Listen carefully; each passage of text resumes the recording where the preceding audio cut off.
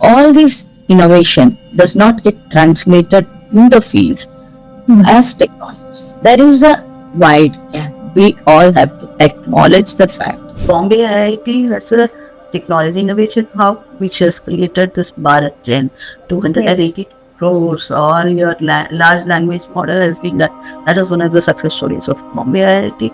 And IIT Indore has given come up with wonderful technology where the AI can be interfaced with medical technologies. Translation of the technologies developed by scientists in the lab to the field where common people are using this technology. This 25 India's population, this 25 technology hubs will not meet all the things. They are mostly situated in IITs and ISF. So as a second step, we have now decided that we'll have hub and spoke model where two cities, universities will connect with the IITs and ISRs so that they also get the benefit. And this is going to support it to become the world leaders. विश्वगुरु बनना है तो deep tech startups में invest करना पड़ता. Our annual capacity building plan, if we have 38 programs, 40% of the 38 programs will be exclusively for women scientists. This will be in addition to the regular programs in which both men and women scientists can participate. We have started this process of scientific diplomacy. This is one of the soft diplomacy where our scientists become brand ambassadors who spread the message loud and clear to the entire world that India has such wonderful science and technology. Welcome to APAC Media's Good Governance series. Srimati Dhanlakshmi ma'am, it is our pleasure to have you with us today to discuss the pivotal role of Department of Science and Technology in shaping India's future. First question I would like to ask is, how is DST aligning its priorities with the goal of Viksit Bharat 2047, especially in the emerging technologies like AI, quantum, and clean energy? Viksit Bharat by 2047 is a major goal, and DST, not only DST, all scientific ministries have a goal of addressing the major problems of the country will face in 2047. There are three buckets of these problems. The first bucket is the safety and security, because the sovereignty of the country has to be protected. So in order to have a foolproof security, number one, our border security is being done with the emerging technology, with the AIs, all those technologies we use, we upgrade ourselves. And then number two is cyber security. We have to protect ourselves from the cyber attack. So battles are not fought in the field now. It is all fought with the technology. So DST and all other scientific ministries are grooming themselves, reorienting their vision to achieve this kind of foolproof security where we are all safe. This is one of the main concerns. The second bucket is the sustainability. We have to ensure that by 2047, be it agriculture, be it technological innovation, be it supercomputing mission or quantum. See, in every field, we should achieve self-sufficiency in a very sustainable manner. So we have several missions for this purpose, like our National Supercomputing Mission, National Quantum Mission, NMICPS, where we have incubation centers for technology startups. So these sustain. And there is a prediction, mathematical modeling that says by 2047 there will be we will not be able to produce enough milk for the growing population of the country. So the scientists in biotechnology field are trying their best to mitigate this problem by providing substitutes for this, because even if you increase the number of cattle wealth, you will not have the area required for growing these cattle. So we have to find for sustainable alternative food productive methods and safe methods. So these we have already started in this line, and we are going to develop technologies, national bio mission, all these things, which will cater to the sustainable development of the country. And the last thing is climate change mitigation. Wow. Yeah, lot of problems. The third bucket is climate change. Lot of climate problems are arising because of unprecedented rains, droughts, all those things. So we have to have a proper plan in to handle all these situations at 2047. By the time we reach 2047, our country should be both clean energy, we should be energy efficient, we should be sufficient with clean energy. We should have mechanisms which will give us warning, earthquake warning or flood warning or disaster warning much before, so that we are able to handle these kind of things, natural calamities. And apart from that, we have several alternative energy, I mean hydrogen energy mission. We have collaborated with 25 in different countries for MI mission innovation, where we have developed several strategies by which we can overcome all these problems created by uh, climate change mitigation.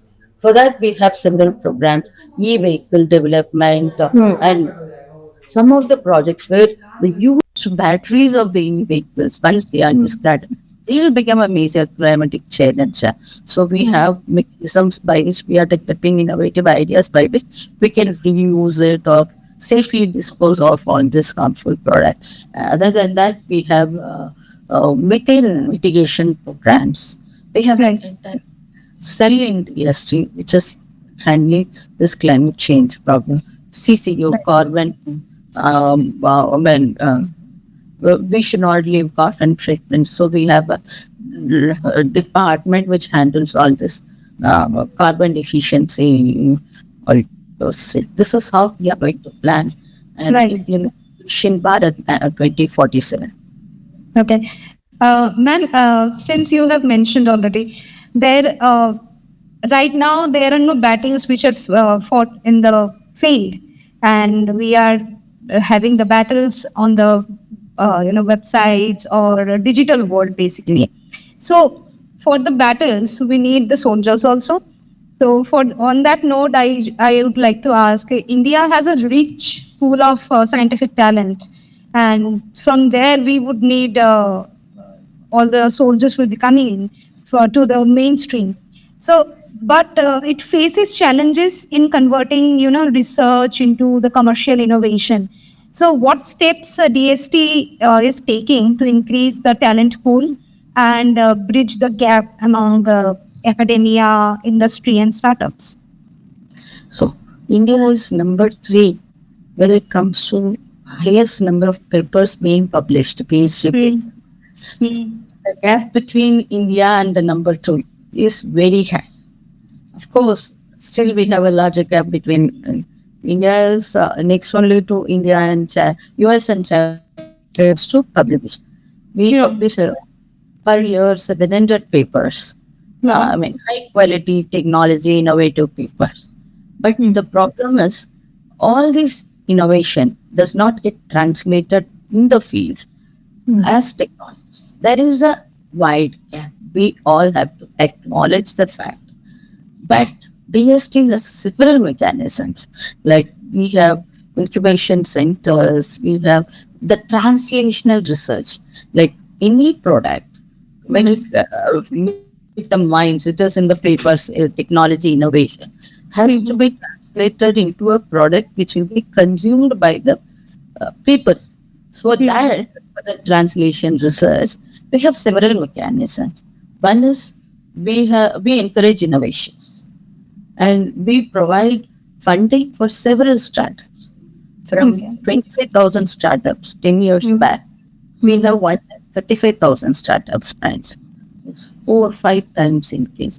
And all these startups are elsewhere, most of them have been funded by DST. Of course, I acknowledge there are other departments which do fund that. Skill India, Multi has a program, while the IDIS is my MSMEs. There are several other departments in Government of India who also try to translate the research into the research from the lab into the field. But DST has one major mission called NMIPS, National Cyber Physical System Mission, in which we have created 25 technology innovation hubs all the country in all premier institutions like IITs and ISers. Okay, these innovation hubs are places where all these technologies are translated into field where it's like you have. I can give you several examples. Bombay IIT has a technology innovation hub which has created this Bharat Gen 280 crores, or your large language model has been that is one of the success stories of Bombay IIT. And IIT Indore has given come up with wonderful technology where AI can be interfaced with medical technologies, and they have come wonderful things. And we have one Sri Chitra Tirunan Institute, which is one of our AIs. It is a medical institute, Thiruvananthapuram. They have come with their own wall, which is 70% cheaper than the imported hard wall, and this is more efficient, if not lesser than an imported wall. See, this makes accessible the technology which was invented in the lab more accessible to the people. Now they have, after inventing the technology, after testing it, when it reached the mature stage, they have handed it over to a company which is mass producing. And similarly, your vaccines, DBT has developed several vaccines in their labs, and they are now given to the public sector or private sector for multiplying the units and then large scale production, and for efficiently distribution. Because as government invent technologies, we can find the formulas, or we can do the core research activities. After translating it into a scalable model, it is given to the other agencies who will multiply this technology and ensure that it is reaching the concerned or the user the right proportion and right sense. So this 25 innovation Indore has done a great job in translating innovations into the field in medical health, and have all your telemedicines. They have a system. They have developed a phone which can monitor your all health parameters like your blood sugar. One go, they can use this mobile kind of device will scan your reports, and then it will maintain a record and real time surgeries. Surgeons who are high quality surgeons who are highly technical people, they cannot be available all over the country, but their advice, technical advice, can be available. So they through guided telemedicines, or technology driven translation and researchers, they have found ways in which an expert can guide on the local doctors to perform complicated surgeries with accuracy. All these things are done by IIT Indore. In addition, IIT Tirupati has come out with wonderful technologies, and IIT Kanpur has developed with a municipality of Nagpur have tied up and found technology which will avoid accidents in the vehicle. IIT Hyderabad has come up with anti-pollution vehicle system. They have developed the air taxi model with a diesel. So we have 25 technology innovation hubs throughout the length and breadth of the country, and they are doing this translational research. Whatever is, I mean, the product of a research is being delivered to the field, and IIT Roper is doing wonderful work study in agriculture. IIT and heard about drone BDs, the ladies being trained in using drone for spraying the pesticides and these are, these are all the translation of the technologies developed by scientists in the lab to the field where common people are using this technology. So I can go on and on, but I can't finish in 3 hours or 5 hours the translation technologies, which are 25 technology hubs all over the country has done. But still, this 25 India's population, this 25 technology hubs will not meet all the thing. They are mostly situated in IITs and ISF. So as a second step, we have now decided that we have hub and spoke model where tier 2 cities, universities will connect with the IITs and ISers so that they also get the benefit.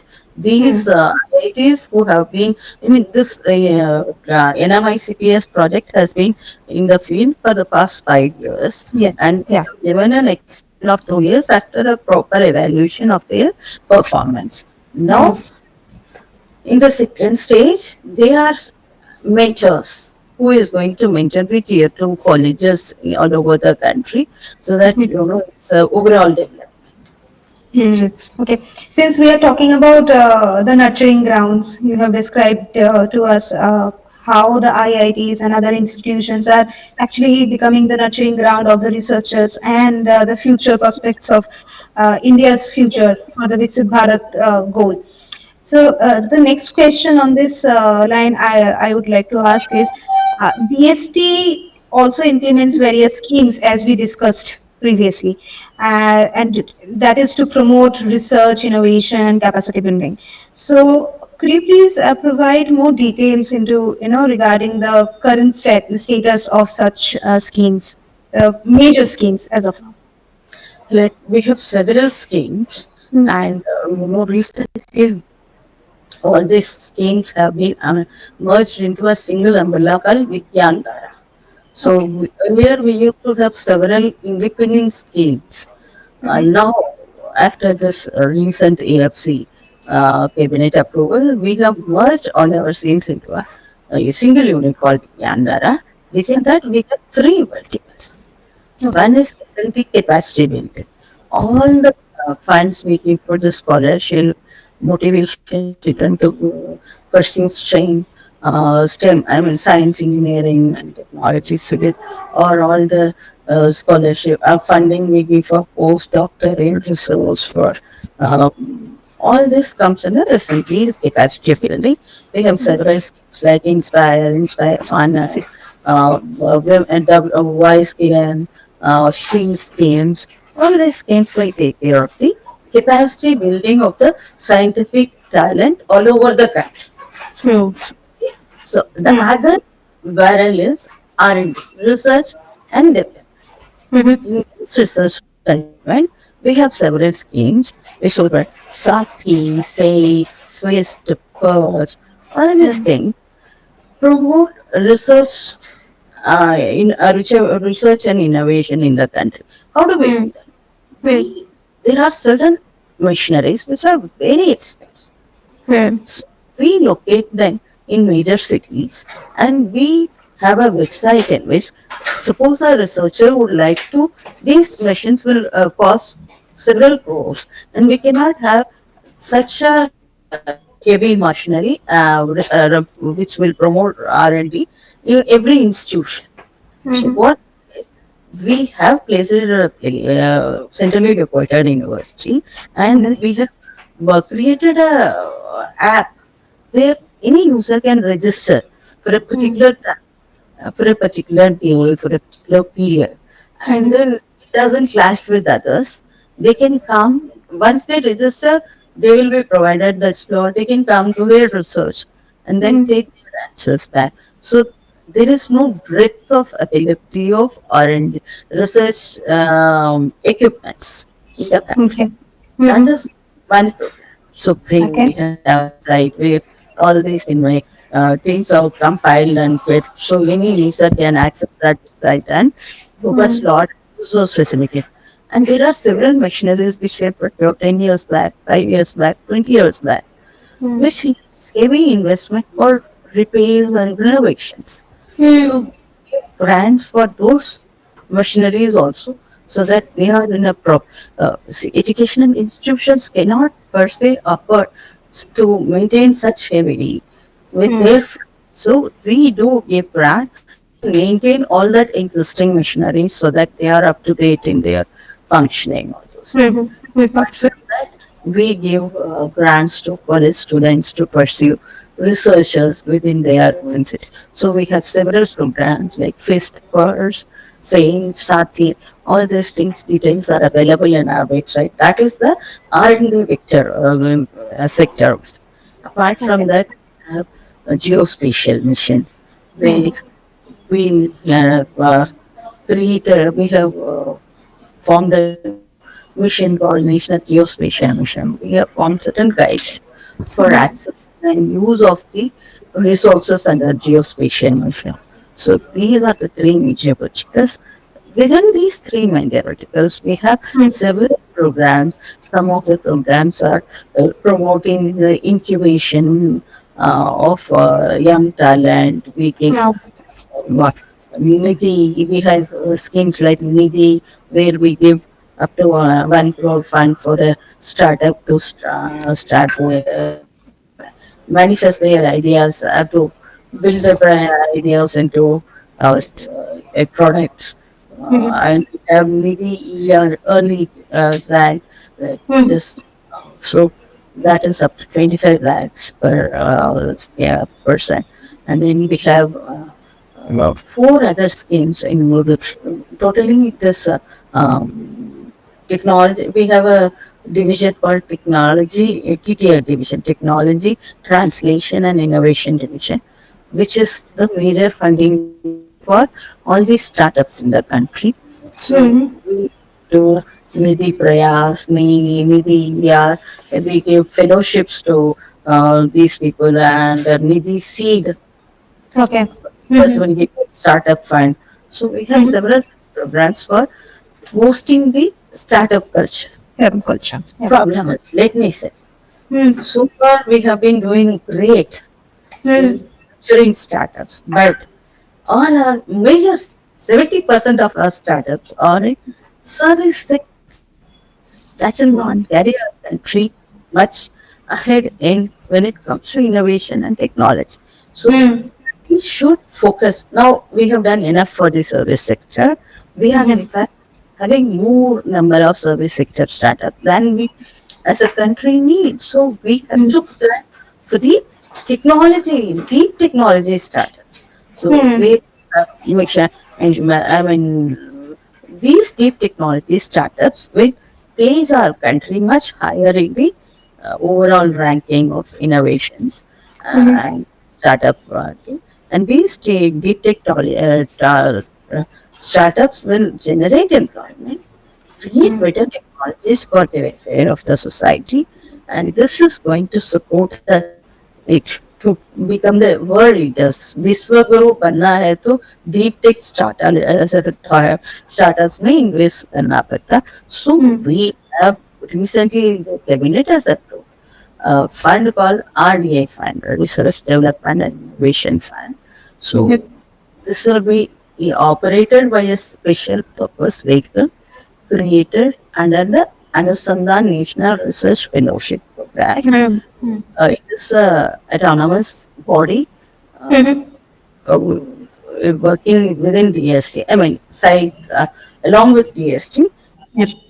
purpose vehicle will be created. The scheme guidelines are being formulated. Once this is done, people will start using. It will become a venture capital. You know, all this. Why are people mostly going to service sector startup? Because you Yeah. know there are low hanging fruits with Mhm. investment and with a little time you get guaranteed research and service sector, because the sheer population of the country supports and promotes this kind of service sector, like Right. Zomato, Ola, all the service.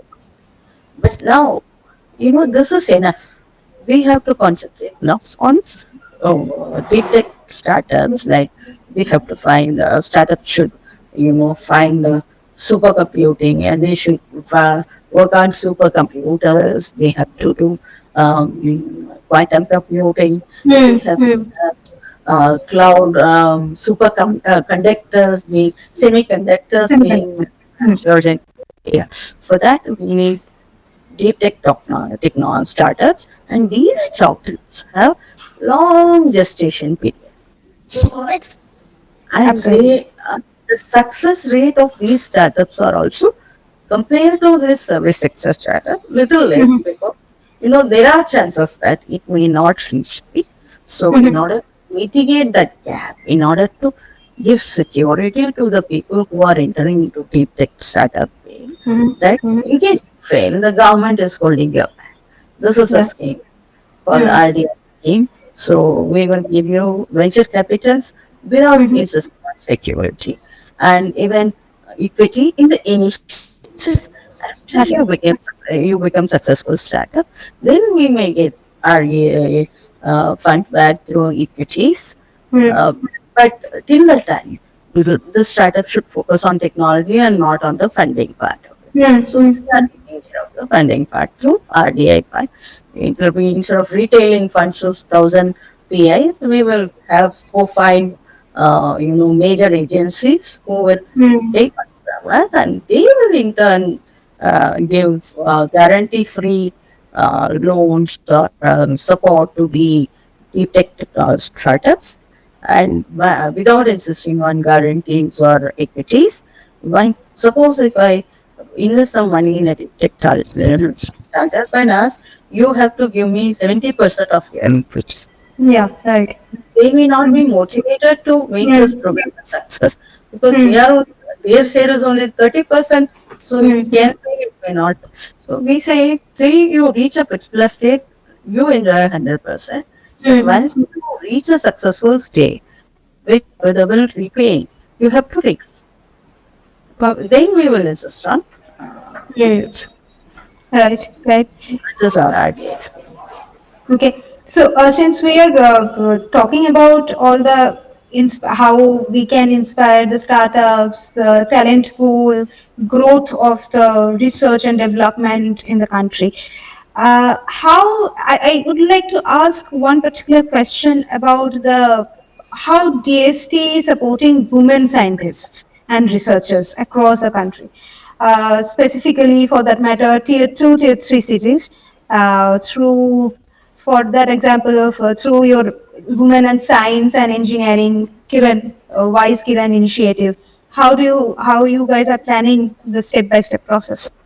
Yeah, I told you, within the Vigyan Dhara, we have 3 verticals, and one vertical is exclusively for science and technology capacity building.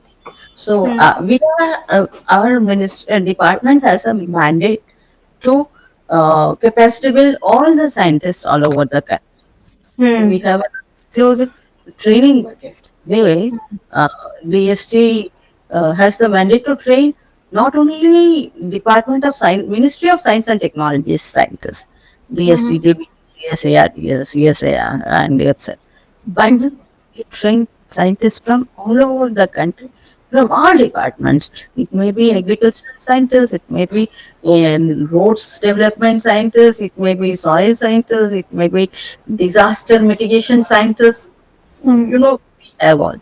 In that, we have a mandate that, suppose I am giving you an example, 1,000 started for training, then 40% of that should be for women scientists training. We do our annual capacity building plan. If we have 38 programs, 40% of the 38 programs will be exclusively for women scientists. This will be in addition to the regular programs in which both men and women scientists can participate. So that is the importance which DST gives for women's. Apart from that, SNT capacity building, science and technology capacity building schemes. We have Manak, Inspire Manak, Alien Mind Aspiration. Um, we DST has reached every block, village, panchayat level through this because we have we conduct competitions for innovative project building from schools in the uh, village panchayat level. So in schools, we conduct this program. We enroll all these schools in the country, and initially we have 8 lakhs children enrolled for in DST's Manak program, Inspire Manak program, where they will enroll themselves and they will come with a creative project modeling. Schools create models and projects. So, based on the creativity, uniqueness, and innovation at the school level, they 1% of the projects will be selected. The village level. And then the next level competition will be done at the block and district level. Okay. All the schools in that block will participate. They will again take the top 3 models in that block, and all the blocks in the district will participate in a competition. We will conduct those competitions. So, these toppers from the district level will have a state level competition. Okay. Okay, from 8 lakhs it will become 4 lakhs, from 4 lakhs it will become 2 lakhs when it comes to state level, and when it comes to national level, 1 lakh participants will come. All the top projects. In national level, again we'll have series of competitions, and finally last year around 58 children Okay. were selected, and they were asked, they were awarded, given prize by the minister or Rashtrapati, whoever it is. So these 58 innovators are from the age of 8 to 15, and they have developed the best projects. Okay. After that, we have an international level competition in US. Okay. These children will be accompanied by some of our faculty, and they will go and exhibit their projects. They have mentoring all along. Government will give them the best projects will get 50,000 at one point, 8,000 at one point, 5,000 at one point. And if they go to international level, they'll get 1 lakh per project. And fair. Out of 58 children who have gone to US, 13 children got international level prizes. Okay. This is the kind of initiative DST take to bring children, to attract children to science, technology, STEM programs. STEM programs. Yeah. We have Vigyan Vitushi, we have Women Vice Kiran program, we have She Scholarship for Higher Education program, we have women who have taken a breaking career. In India, by the time these people reach PhD, they reach an age where the society forces them to get married. And when they start their family, they have children, they sometimes may not have enough support to pursue their PhD, postdoctoral program after PhD, or find a productive employment after PhD. So these women who have taken a break to raise a family or get ready, they will be given a second chance. DST will, we have been running schemes where we will invite applications from them, trained in IPR, intellectual property registrations. So the people who have taken a break in their career will come back to the workforce. If they are ready to do a postdoctoral, we will give scholarship for them to continue their postdoctoral studies and then get productively employed. If they want to do a part-time research, they don't want to be a full-time employed scientist, then we give them a training in IPR registration, and they become the leaders in registering IPRs, intellectual property rights. It's a win-win situation. Right. You get those people who have taken a career break to become a proper scientist again with their Right. educational. And Right. other side, these people who have created some patent who need Mm. help in patent registration are getting help from these women. They become more for us. So this way Mm. we have several programs, postdoctoral scholarship. We have scope programs for women. You know, the university has several programs for women-centric programs. Right, right. So, since you mentioned once about the STEM program, I really want to stress on that fact that how do you foresee women's participation in the STEM education? Because from there, we will be getting all the women scientists and the researchers for the future of India. Yeah, you are right. But statistics, because of consistent and persistent support from DSG and other awareness created in the society, earlier days, women were left to join these STEM programs like science, engineering, Yeah. technology programs. They Mm. were likely to take art or Mm. other programs because they thought it is easier and that will be giving them a peaceful family life. But Mm. the statistics change. Yeah. I mean, most of our programs have become successful in this way that more number of people are working. You know, if you go to any medical college, you find more number of girl children in the medical college than the number of boys. Similarly, everywhere in STEM, Mm. the consistent initiative of the government is promoting women, encouraging women to take part in science and technology. I mean, these kind of programs have gone for fruit. We do have large number of women scientists in DSG. We have more number of women scientists than men scientists. Not only DSG, on the world, it's not only in the scientist field. We have very good medical doctors who are women. We have very good engineers who are women. We have very good technicians who are women. So that attitude change for promoting women in STEM has already reached a very wonderful stage. So Yeah. we have to say it's one of our success stories. Not only the success story, it is government of India success story as a whole.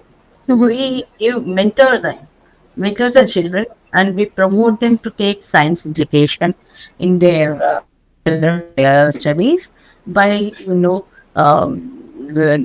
conducting training classes to them, creating awareness among them. Our mentors go to these schools and explain them the advantage of doing STEM programs. So we Mm. have an exclusive program called Vigyan Jyoti, which Okay. to which we still motivate children in their young age to take part in STEM programs. So, To pursue so STEM as their career options. right. So the Vigyan Jyoti program you mentioned, I would like to know, That is within our is existing there, capacity. okay, so is it there any class, Six specific to areas like 6 to 7 or 5 to 7? it is 6 to 10th. 6 to 10th. See, after 10, they decide their field. Their STEM education is already decided. So it is from class 6 to 10. We have mentors going to every school and then Okay. guiding the children in STEM programs. What are the advantages? What are the benefits of taking STEM as a higher educational option? All that. Ma'am, so right now I would like to know, since you have described it very thoroughly, how we are going to see the Viksit Bharat for 2047 till 2047, and how women are going to be taking the leading part. They are into the mainstream right now. So, what do DSTs are top priorities you'd like to say in terms of this financial 2025-26 and the next financial year, in terms of collaboration and scientific engagements? See, we have a major mission called National Quantum Mission. Hmm. So we are, trying to boost the quantum technologies in India. So this Okay. National Quantum Mission has four verticals. Okay. Number one, quantum material production.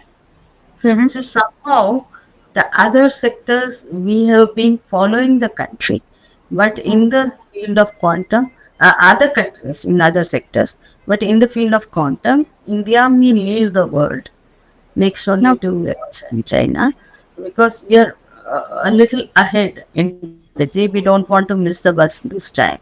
We want to be ahead of others in the development of quantum technology.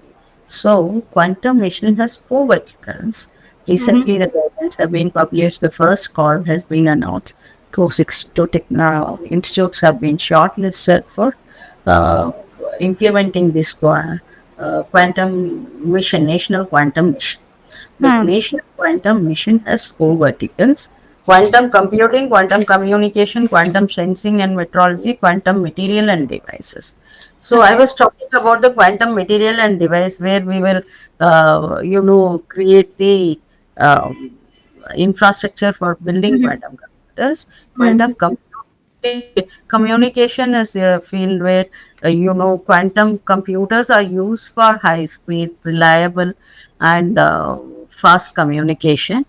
We have Mhm. quantum sensing and meteorology, where we will use quantum computer to predict the weather patterns, predict the disasters, and um, climate change modeling we can do through quantum sensing and meteorology. Mhm.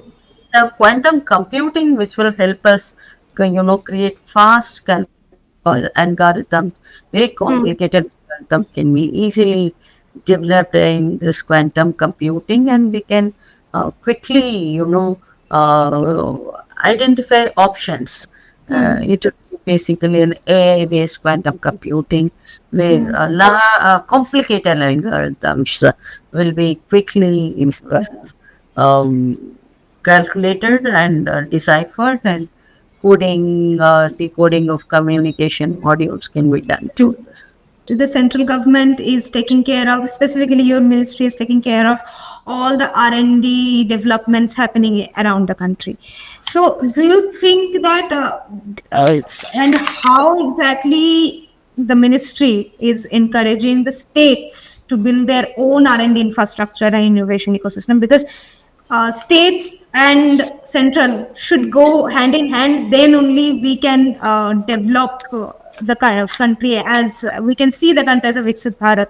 So Yeah. what do you want to We say have about it? wonderful schemes for the states. Like, states are our equal partners Mhm. when it comes to science and technology. We don't leave any state ahead. Because I have been telling, we have set up 25 technology hubs throughout the country. For us, boundaries of state are immaterial. For us, the country as a whole is important. So we have state science and technology councils. Hmm. We are funding these in every state in the country. Okay. We have set up state science and technology councils in every state in the country, and Mhm. we to fund these state science and technology councils in several ways. Whatever proposals they send, these state science and technology councils, we do evaluate them and then provide them all kind of help to enable these state science and technology councils to in fact become, a role model for, it will be a modeling of DST in the state, miniature DSTs in these state level, the state science and technology councils. We have several schemes, several funding patterns for the states and science and technology councils. They are our local representatives in every state. Hmm. Through Hmm. them, we run our state programs in all those initiatives. Apart from that, we have state climate change cells established in every state in the country. Okay. These climate change cells help in predicting the climate change, disaster mitigation, Hmm. and state specific disaster mitigation plans, relief and rescue mechanism, because India has such a vast difference. What? The plan which I make for Jammu and Kashmir may not be working in Kerala. Yeah. So Kerala should have its own scientific and technological plan, and Jammu and Kashmir should have its own science and technology plan. So, though the state science and technology councils and the state climate change cells, Yeah. or they are DST's brand ambassadors in the state. They impose the state specific plans and programs which will Okay. be different. The requirement of one state may not be same in others, but Hyderabad is wonderful in transportation technology, the EVs and mobility. Right. Hyderabad is an expert in e-mobility and all of mobilities. Similarly, Indoors and health issues, Bombay, several other issues. See, every state has its own council, state science and technology councils, and depending on the requirement and the available resources in those particular states, we try to build up their science and technology ecosystem with minimum disturbance but maximum benefit. Okay. Is there any particular success story when it comes to this state councils and their work in terms of innovating, creating the innovation hub in some states? We have several success stories. Gujarat Science and Technology Council is doing most active. Yes, and science and technology. State science and technology counted in the entire country. We have several programs. I don't mean only Gujarat is doing better. That is one of our success stories.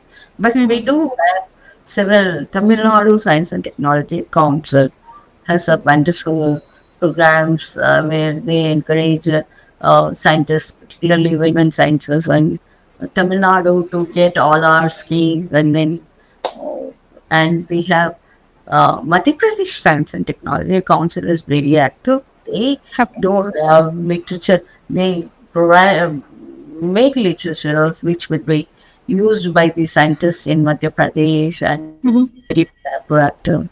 Karnataka State Science and Technology Council is again doing wonderful job. Maharashtra State Science and Technology. Every state has its own unique strength, and Right. that's is vibrant and magnified through our program. So I don't feel any state has been lagging behind or not performing to them. So every state is one success story for us. So, since we have discussed already the state and central collaborations to develop the innovation hub and everything, let's us move to the last segment of our discussion, which is about the collaboration between internationally that the government is doing. So, with the Indo-Italian Executive Program of Corporation now in place for 25-27, how will DST implement this partnership in areas like AI, quantum, biotech? And how do such MOUs lead to real research collaborations? Could you please tell us if there are any similar collaborations with other countries for that matter? Yeah, see, India has wonderful science and technology collaboration with every country in the world. Yes, we have been a very active member of G20, and we have, our science and technology international cooperation department has wonderful, what do you call it, MOUs between various countries. We do have multilateral agreements, bilateral agreements with several countries to progress.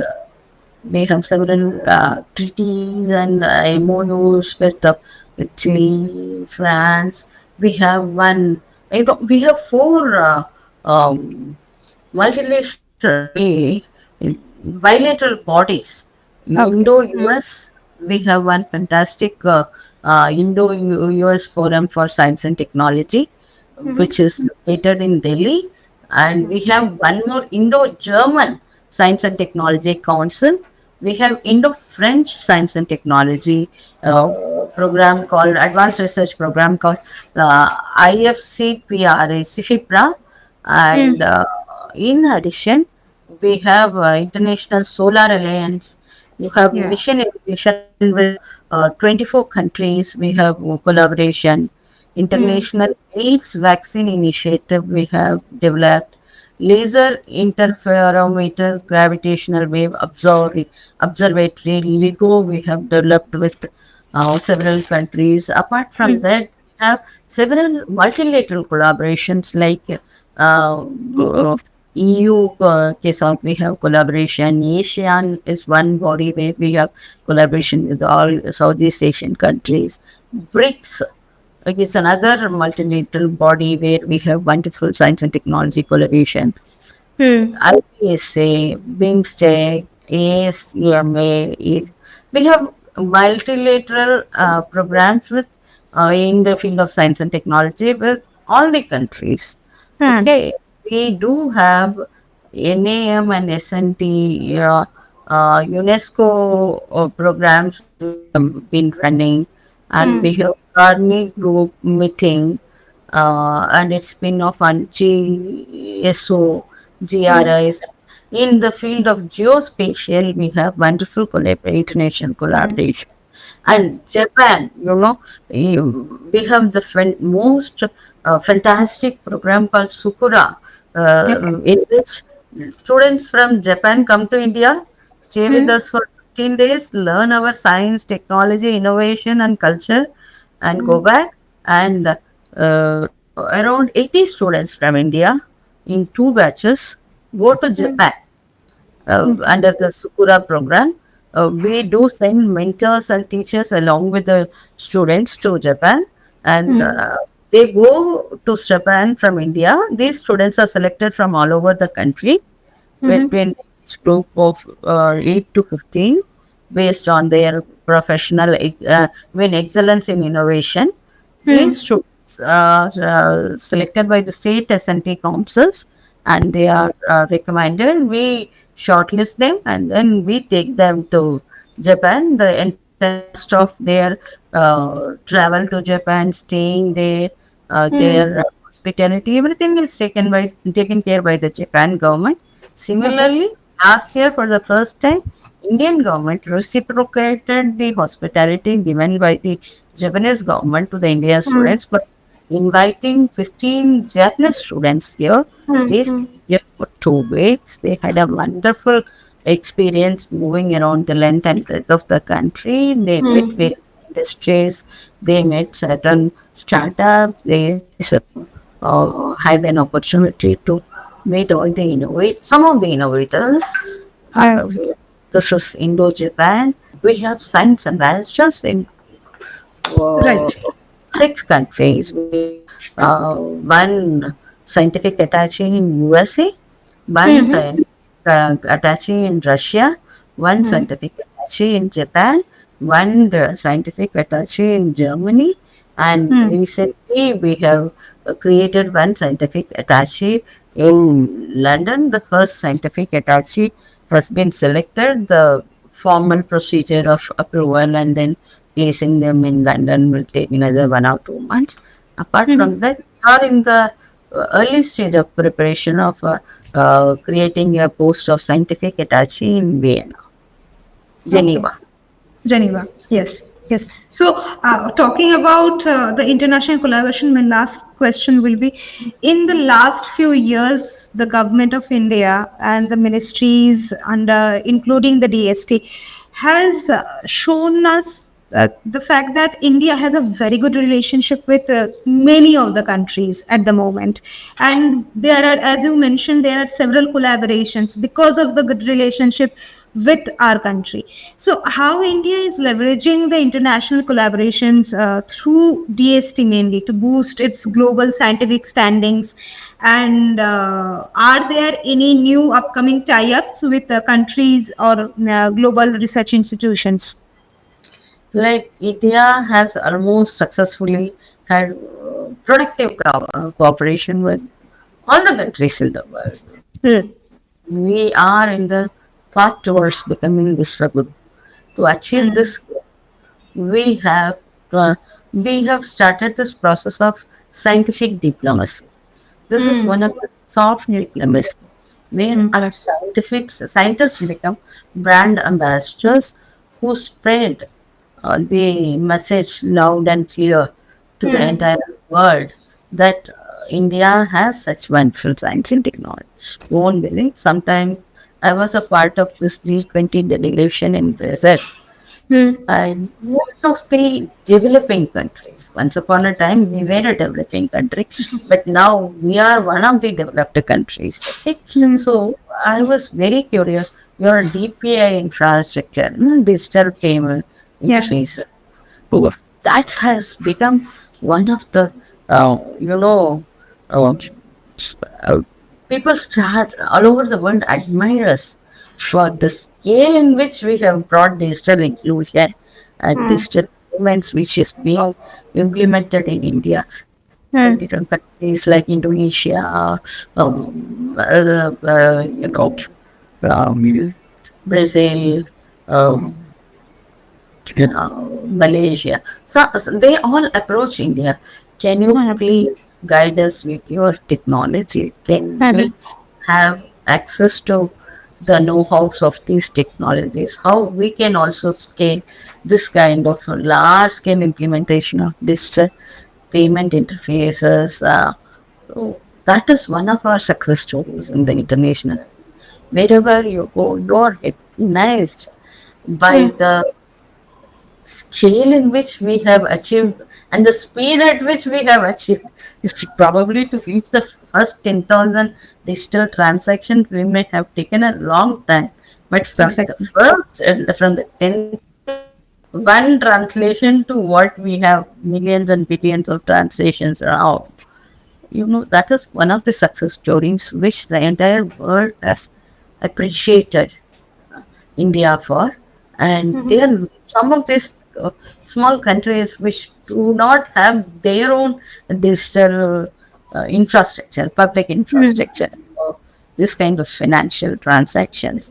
They do approach India for its technologies. That way, we are already leading the world in this particular area, and there are several other areas, and we have telescopes of high magnitude installed, which is done with the international collaboration.